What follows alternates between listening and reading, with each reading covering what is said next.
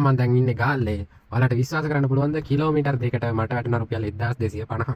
මචං මේක තමයි මං අඩුම දුරකට ගත්ත Uber එකෙන් ගත්ත වැඩිම ගාණ. මචං කිසිම වේටින් එකක් නැහැ. මීටර් 300කින් පිකප් කරා. කිලෝමීටර් 2යි ආවේ.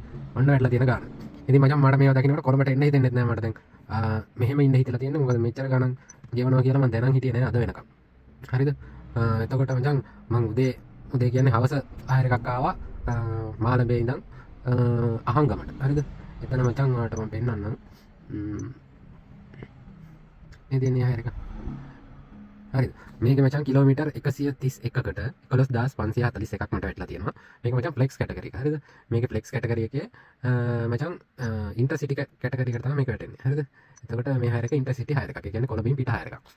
ඉතින් මචං මේවට ගෙවනවා වැඩි. හරිද? ඔයාලට පේනව නේද? මම ගාල්ලෙන් ගත්ත 6 එකට කිලෝමීටර් දෙකකට රුපියල් 1250ක් ගෙවනවා. ඉතින් මචං කොළඹ අපි කොහොමද දුවන්නේ? ඒක එතකොට මෙහි කොහොමද ගෙවන්නේ කියලා ඔන්න මචං දන්නේ නැති කට්ටිය දැනගන්න. හරි මචං එහෙනම් ජය වේවා.